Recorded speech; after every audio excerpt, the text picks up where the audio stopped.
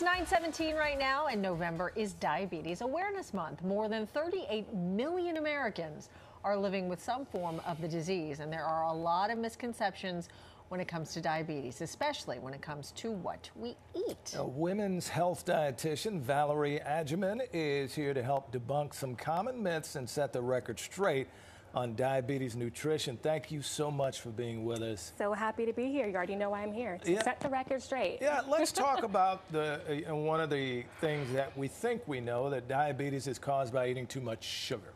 Well, type 1 diabetes, people typically think it's caused by eating too much sugar. So what type 1 diabetes is, it's an autoimmune condition, and it's pretty much the body is kind of like attacking the insulin-producing cells. So with type 1 diabetes, you can't produce insulin, but we also have other types. So we have type 2, which, it's commonly in adults. It's usually, connected to lifestyle or diet factors, and so the insulin is not really used properly in the body. Then we have gestational diabetes. I'm a women's health dietitian. I deal with a lot of clients with this, and so with all the hormones that are fluctuating, it becomes a little harder for the body to respond to the insulin. So with type 1 diabetes, it's it's not because you're eating too much sugar per se. Oh, okay.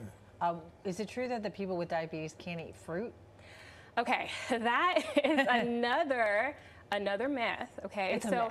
With diabetes, I think people think cut out sugar, cut out everything. Altogether. You have to be miserable. So you can absolutely eat fruit, but here is the thing: with fruit, there are sugars in it. These are naturally, occurring sugars, but it also contains vitamins and minerals. And the thing is, everyone's body is totally different. I have some, patients with diabetes who maybe they'll eat a banana and their sugars are spiking up. But if they're pairing it with a protein source or a healthy fats, it's more stable. Then I have others who do the same thing and their blood sugars are up and down. So really the best way is to look at your blood sugars, but you can absolutely have it. It's just about how much you're having of that particular thing and getting to know your body. Finding the balance. Yeah. Exactly. What about skipping meals? How does that affect blood sugar fluctuations? Yeah, so, I always get, hey, I didn't have breakfast this morning, my blood sugars are fine. And that's not really the case. Sometimes that can lead to fluctuations, and sometimes too lead to really low blood sugars. We call that hypoglycemia. Okay. That can lead to fatigue, dizziness. Sometimes people even faint. So we don't want to necessarily skip meals. We want to have regular meals throughout the day, very balanced. You have protein, fiber, fats. Those are your best friends. Okay. And that's what's going to help to lead to those consistent blood sugars. Okay, let me ask you this then. So there's also what people think, that you need to follow a strict restrictive diet. Yes. If you have diabetes. Yes, exactly. So kind of like what you were saying, it's not that we want to cut out all these calories.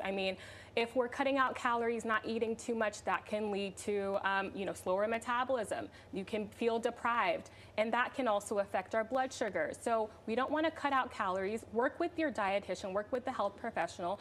Everyone's totally different depending on the goals that you do have.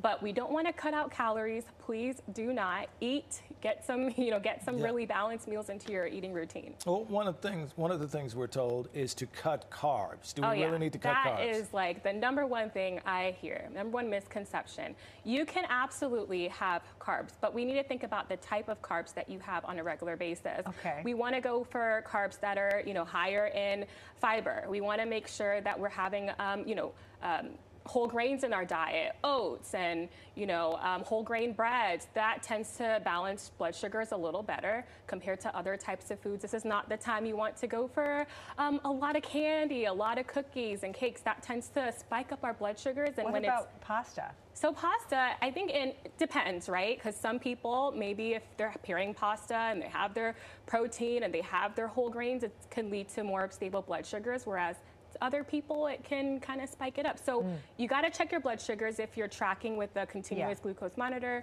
or you're checking your finger pricks. But you can have those foods. Just think about the amount and also what you're pairing it with.